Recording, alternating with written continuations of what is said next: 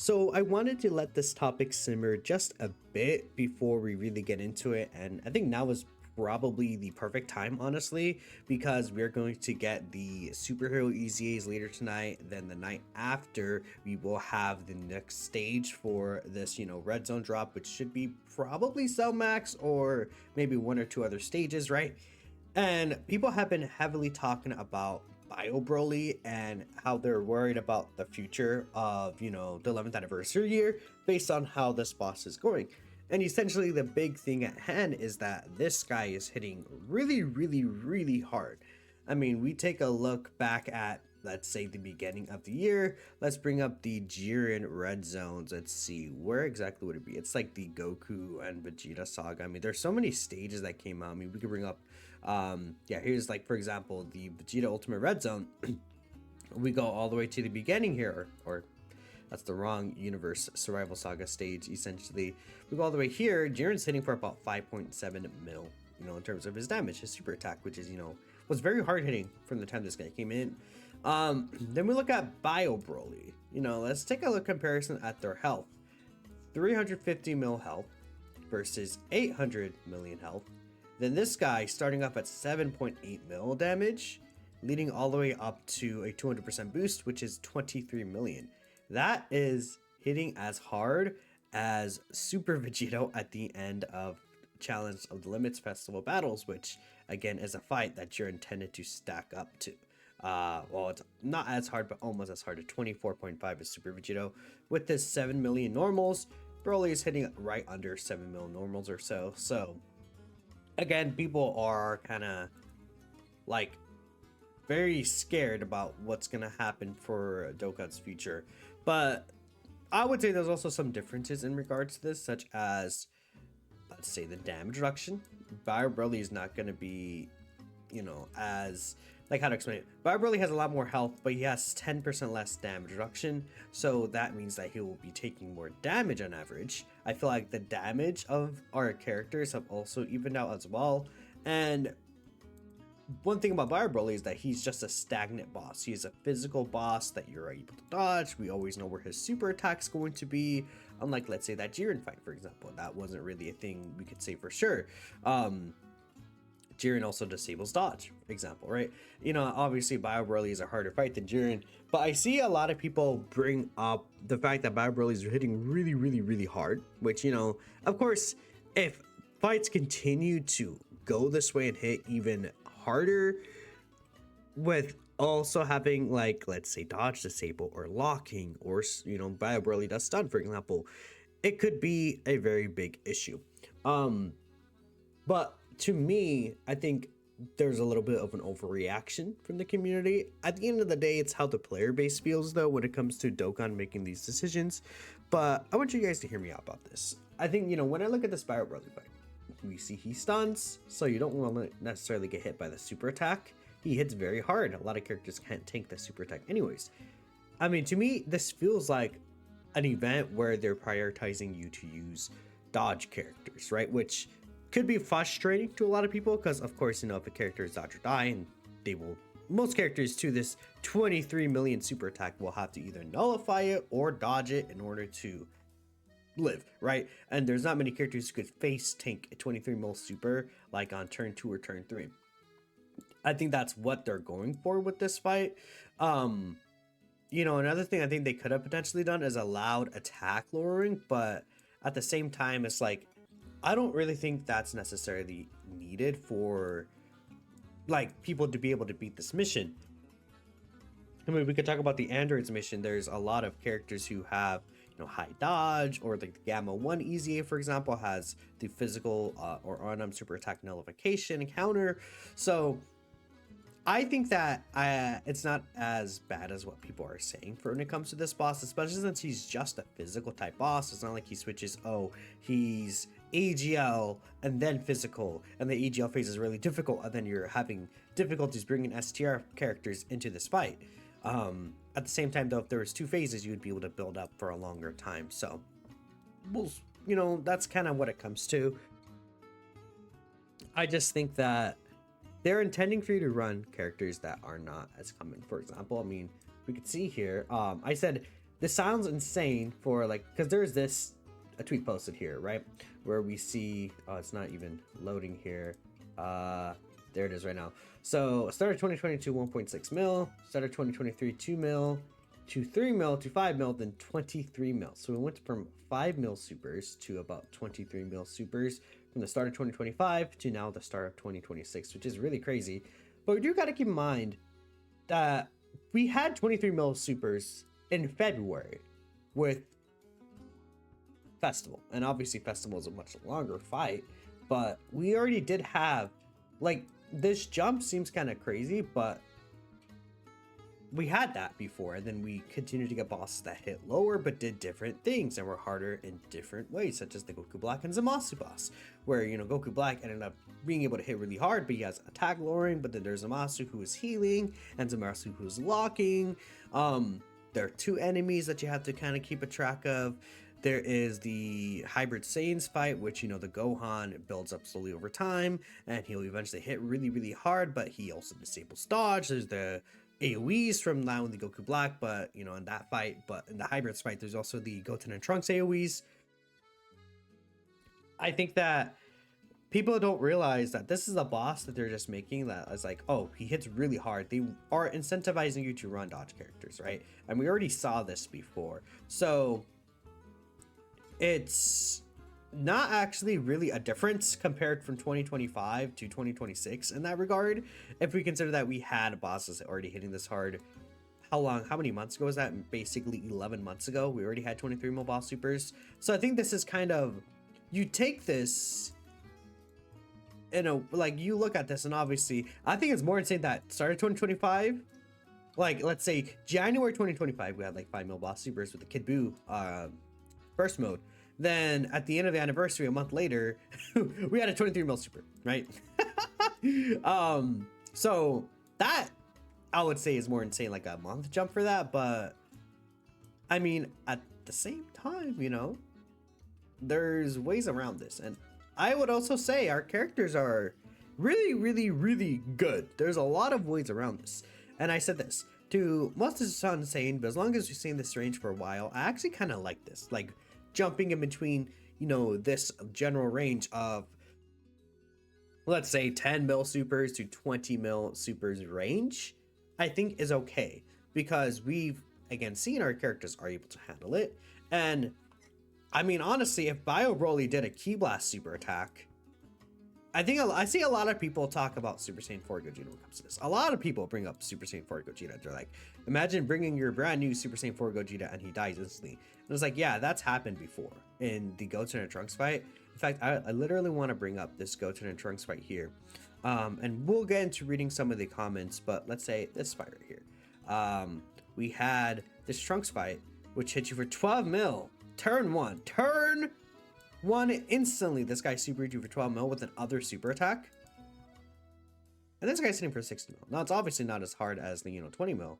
And this guy could also be attack debuffed, but you bring the Super Saiyan 4 Gogeta in there, and you have him in your slot one spot, he can't counter, and he dies instantly. Like, he will die frame one. That has happened before with the Trunks Kid event. You know what happens? We got a different event. Eventually, that Super Saiyan 4 Gogeta did really good in, and people stopped talking about it. Not this one, actually. Whereas, I shouldn't have closed the tab. I'm really stupid. There's this one. Then we got a different event. This one. And people stopped talking about, oh, Super Saiyan 4 Gogeta is bad. The game's over. I feel like a lot of people are tying how good Super Saiyan 4 Gogeta is in some of these events to how good or how bad Power Creep is. Which is actually really funny, because he's not even necessarily the best character in the game. Like, I think a lot of people would agree he's like the Goma or the Blues are like that, but I find that interesting. And he's obviously not really a good character in this fight. But let's say Cell Max does the Ki Blast super attack, right? He is able to do that with his AoE. If Cell Max has like a 10 mil AoE turn one and Super Saiyan 4 Gogeta counters it, and Cell Max like the hardest fight in the game, people are going to be saying like, oh, Power Creep.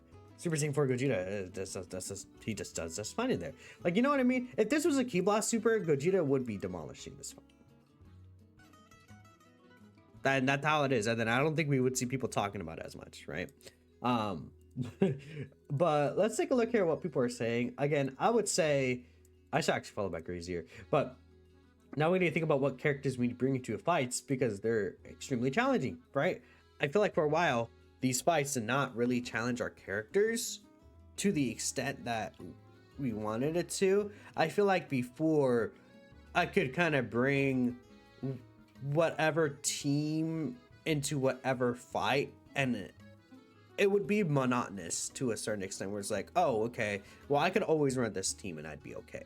And it's still kind of this a little bit of the same, but for example, it's not like I can run GT Heroes and bring it into any fight. I can't necessarily run Omega's team and bring it into any fight. The only team that's like that probably is like the Blues team, Future Saga with Fused Fighters. That's like the only team I feel like we could run in any fight pretty much and just have very similar results. But even then, it's like you are given a benefit for running a bunch of other setups. So, I don't think that this is as big of an issue as people are saying because, for example, I mean, I've seen people beat. I think did I have the tweet up here? I don't know if it was this one. Yeah, for example, people were beating this fight with, Blue Evolution Vegeta on the team, for example, right? On a superhero setup. And I assume there's like a clear at the end, but like we see Vegeta did a decent amount of damage to the boss. Like what the boss started off at like this level with what 5 HP bars and about a sliver health left there. And after Vegeta finished attacking, he got about a whole health bar and a half down from this guy. So I mean, and he's taking double digits from these normals that are like super hard hitting 7 mil normals. Oh my god, right? But then the blues just shots are super, right? And that's where it's like I I think people don't open their minds enough to realize, oh, just because one of the best characters for a lot of other fights are bad in this fight doesn't mean that the event sucks, because maybe you could actually run other characters that wouldn't be necessarily as good in other fights. For example, this Blue Evolution Vegeta kind of sucks in Goku Black and Zamasu. He kind of sucks in the Hybrid Saiyans fight. Not really a good option for Tamagami 3, but in this fight, he cooks, right? S-Choryuwai Goku. I brought him in this fight and he did really well for me. So like, these are characters that people would look at you in the eye and say they're dog shit right now. But in this fight, they're really good. So, and guess what? That just kind of, I don't know. I just think it's really funny. So we're going to take a look here. We have a poll from YouTube and a poll from Twitter. It looks like the results are the same, but I asked, do I think Battle Roller plays into a big issue for Dokkan's future bosses? Right here, we have a 51% yes and a 40% no. About 1,000 votes, 956 votes. 8 minutes left on this poll, so again, it's pretty much almost done. Then right here, we have 414 votes on YouTube. Very similar though, 67% and then 33%. So I would say again, roughly like 60% and 40%. You know, I guess that's kind of what this is. Maybe closer to like what 63% and 47% or so. Like if we kind of even things out. Or that's not how the numbers work. Like 37%. That's what I meant to say. let's see what the community is thinking, because at the end of the day, I can have an opinion on something, but if everyone like else hates something, then it's probably not a thing that the game should go forward with. You know? All right, so taking a look at some of the comments here, potentially, but I don't think he's an issue specifically. His damage is too high too fast. Festival Super Vegeta on turn 3 basically, but the way he's structured allows for much room to play and isn't as suffocating as all the other fights we got. So can we take a look here? There's a Gamma 1 clear, and we even have this free-to-play into Trunks type disadvantage. We had AGL Pycon here. Like, I don't see anyone using really AGL Pycon anymore, but like right here in this fight, he's really good. Looks like we have, you know, Taiko Gogeta plus Frieza, which, you know, this is a really good card that just came out recently. Of course, a friend. But if we take a look here, most of these characters are very old. This Trunks was a World Tournament character from years ago that got an awakening this year. Free to play. Pycon is multiple years old. LR Gods, multiple years old. Gammas are also multiple years old. Like this, these are 2022 characters. The Gammas. This is a 2022 character. This is a 2020 character. This is Pycon, right? Or yeah, or is he 2021? I forget. forget when exactly this PyCon release. In my mind, I like don't remember on the top of my head. He released yeah, December 27, 2020. He is a 2020 character. I thought so. So um I mean, that's really interesting. We have this Daima team. To be fair, a lot of these characters are, you know, newer, but we have the LR God, or I almost call them LR Gods, LR Super Saiyan 4s, S tier LR Future Gohan. You know, type managed 80% damage reduction. He eventually could get that domain. Ager UI Goku, really good character for this fight. Again, here's another run with the Blue Evolution Vegeta, no items. Ager UI Goku, Year 7 LR Gods. Then we have this Omega Shenron team, which, you know, is definitely more premium because there's 3 Dokkan Fest LRs that released this year. But there were the, you know, GDC tickets. And Fapu is a character that has been on a lot of banners recently, so I wouldn't be surprised if many people have him, even just one copy. He works the same with just one copy as he would with as a Rainbow character. STR Mega Knight and Rainbow, a really good character. This is a long-term banner unit here. This guy's probably the most rare character of the few to have, but I really do like this Gogeta, this Golden Frieza plus Gogeta character. Really fun. I mean, yeah, you see a lot of these older characters do benefit that a lot of people wouldn't really have run anymore. It is extreme with the damage, but also scripted, and he doesn't have that much HP. You could cheese it very easily. You don't think it's that extreme, but Cell Max at 100% now do more damage in this boss. And I agree. If Cell Max is doing like a 40 mil attack stat, that's where I'm like, does like Cell Max doing 40 mil and locking and dodges table or something crazy. I'm like, I don't think he's gonna do that though. I don't think that's what their like goal is, to just cancel out every single character. They want to incentivize you to run other characters, and they've said that more and more. I think it depends what their intent is. If they're trying to make bosses with items in mind again, that they will probably need to go a bit further than they did. Maybe some Max would be like that, but if they're not trying to stage the status quo, then Buyer Broly is a little too far. I would say they probably could have allowed Buyer Broly to be Attack Lord. That's my personal opinion. To just give 2 ways around Buyer Broly rather than, oh, just run dodge characters. If you run like S tier or Mega, like he makes this guy hit significantly less harder, right? But that's just my opinion. Why are people acting like these fights didn't exist before and made the game hell? Why is Buyer Broly different? Yeah, I mean, again, we actually looked at these fights literally not too long ago. I mean, we see here this Trunks. Look how hard he's hitting. 12 mil, then turn 1. This Trunks is hitting 17 mil right there with 6 mil normals. Then we have this Gohan, who, again, he's a little different because this guy actually does build up. You could kind of like one turn him. But this guy right here is like turn 1 hitting you instantly for 12 mil, basic, or 13.2 mil. The only difference with these 2 fights is that they can also be Attack Lord as well. Which, well, actually, Gohan can be Attack Lord, huh?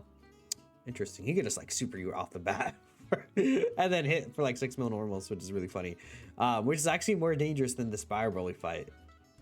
It kind of is more dangerous than this Buyer Broly fight. The only issue is that Buyer Broly obviously has way more HP because he's a 1-phase boss compared to these guys, which, you know, they only have 40% reduction, 250 HP. This guy does have 66% reduction. Like, he's a fight that will last longer. And then we have these fights right here. This, oh yeah, time limit. This is Super Battle Road 9 mil. But again, like, Super Battle Road is also a little different because you could do anything to these bosses. You could stun them, you could see them, you could attack lower them, you could technically, you know, if we consider items in effect, like you have all 4 items here compared to like only having, you know, 2 items or in here. So I think there's a little difference there, but I feel like the one mistake I would say that they could have changed is again allowing attack lowering here, because he does hit so hard so fast in comparison to, again, these festival fights which take you 50 turns to build up to, right? And obviously different characters, like that's intended for stacking characters who, you know, aren't going to be at that strong, whilst a lot of these like short event characters are going to have a lot of answers to stuff like this Broly, right? Especially like when we consider giant forms as well, like Goma. And although Orange Piccolo is going to use EA and probably be a very powerful option in this fight, right? I would assume so. No, though his normals hit too hard. I'm not sure if that's the case. I don't think so. We'll take a look at this one from Tech LR Carnival Broly, then we'll look at the YouTube side as well. You just honestly don't think it's that big of a deal. Locking and sealing will always be more toxic and frustrating than overblown stats. I agree. But Broly's does neither of those things, and you know exactly where he's going to super. The spy is an absolute bruise with items. For some reason, people don't act like they don't exist. I mean, yeah, you could always just use items. But at that point, I think with items, any fight becomes easy. So it's like, what's the point of even judging these fights if you're like, if we're like ranking these fights and how difficult they are, all of them would be very easy when we consider, oh, I could just Whis, you know? Or at least like significantly easier. So that's why when people, I think, rate these fights, they rate them like at their basis. But at the same time, if you're struggling with this fight and you're frustrated with this fight because you can't beat no items, just put the Whis in the bag, man. I don't know, just use your Whis items. Who cares? Use your support memories, man. Like, no one's actually gonna care. No one's really gonna care if you do that. Let's take a look here at what people are saying. Your real fear is Cell Max. Yeah, that's valid. Cell Max could potentially be very scary, and we'll see what he does this week. You think Bio Broly plays a big issue in Dokkan because he's green, and you know what else is green? Shrek. Are we like in like 2007? Okay. Even I would say even a decade ago, honestly. The power creep of bosses exists because these people don't know how to design unit kits that aren't built around one gimmick. They have all these new tools and don't use them. Yeah, one example is AJUI, a dodge unit who survive as a tool versus a future Gohan where survive as a must. I guess I see what you mean, where that's always been an issue though. A lot of characters' survival skills are a must and they just happen. Like, they need to happen for you to unlock a part of the kit. And I've never really been a person who likes that. But this is not the case for a lot of characters, such as, let's talk about the Gammas, for example. You know, we're talking about the EZA Gammas. This guy's really good there, and he feeds himself kind of everything that he wants to do. He gives them ways to do it. So, like, this guy's like a really good EZA, for example. But, you know, maybe you're talking about more so new characters. Like, if we look at new characters, I would say one thing, maybe like this guy is like, you have to use his active skill in turn 4 because he gets that boost once only from the 4th turn, and it's like you kind of feel forced to use his active there. But he's also a short fight character anyways, I feel like, because he only has his guard for 5 turns, and then yeah, it's pretty much like this 5-turn guard is like super massive for this guy, and once it runs out, unless there's like Vegeta and Trunks on the team, he's not going to really look that crazy once that 5-turn guard runs out. But yeah, it really depends on how strong the 11th anniversary units are. Hope the power creep isn't too bad for them. We'll see. The stage is hard, but we have some pretty free-to-play friendly units that can just control the fight. You mean the Gammas and Omega, even though he's not free-to-play. Yeah, Omega, one of the most brand new Dokkan LRs that came out. But yeah, the EZA Gammas are a good example. He could also just control this fight. My problem is you don't want his damage to be stepping stone for Cell Max to be doing 60 mil supers. I agree. I don't think that's going to be the case though, but I could be proven wrong for sure. Why does he need to do all that? That's actually really funny. Why does he need to do all that? You sure hope not? Hope it's just dodge nullifications, check states for now. I mean, yeah, nullification could also be really good. Like Andrew 16 could technically nullify the super, for example. If they treat it like that, then it's fine. It's Bio Broly, let him hit crazy hard. But let's also not keep switching up to where their dodge is here or not. I mean, they will do that. It's a little annoying, but there will be times where dodge is not that great, and there'll be times where dodge is insanely powerful because of dodge disable bosses, right? I think that they should try to even the value out, though. The game's real value shrinks when they take away so many options for the players. Like Tamagami, I feel like people hate this Broly fight, but I feel like I personally hate the Tamagami 1 fight, like way more than this fight. Like, people, do we forget that this fight exists? This Tamagami 1 fight? He doesn't hit like 23 mil, but he disables dodge, he locks, or no, he disables dodge, he seals you, he stuns you, and will always super attack you in slot 1, and you can't unless you nullify a weapon. Like, is there even a weapon type nullification? I don't think so in this game. There's like no character that has a weapon type nullification. Let me see if I can find this right here. I don't believe there's a single character that has that. These are Ki Blast supers, these are unarmed supers. Like, yeah, besides characters that can counter all super attacks, right? Like, there's no character that specifically could just like nullify this type of super attack besides, like, you know, Electric Percent for Gogeta when he transforms. I feel like people forget that this fight exists. I think this fight's like way more annoying than Bio Broly. This fight you could clear with way less teams than the Bio Broly fight. But Super Saiyan 4 Gogeta is really good here, so people don't talk about it as much, I guess. Is that it? Is that really it? How good Super Saiyan 4 Gogeta is determines how tough the boss is to the player base. However, how far they're willing to push the ceiling could be troublesome. If strong for a character such means they're good for half a year instead of good all year, there's going to be a huge problem. Yeah, I mean, especially with GDC being basically a second anniversary, because GDC is global anniversary. They literally marketed, or they literally said that in the news that this is the celebration of the global anniversary. So it would be unfortunate if that's the case, but who knows? Let's take a look here. Considering how he low-key played as a gimmick boss, making all the units shine instead of bulk best current team, you might be inclined to call him healthy. I wouldn't say healthy. Again, I either probably could have hit for like 17 mil, and that thing would have been the same. I feel like the one thing is that, like, this guy's super attack could have been 20 mil or 19 mil or 18 mil and still accomplish pretty close to the same kind of job he's doing. It just ended up being 23 mil. I'm not sure why they specifically chose that number, but that's what's freaking people out.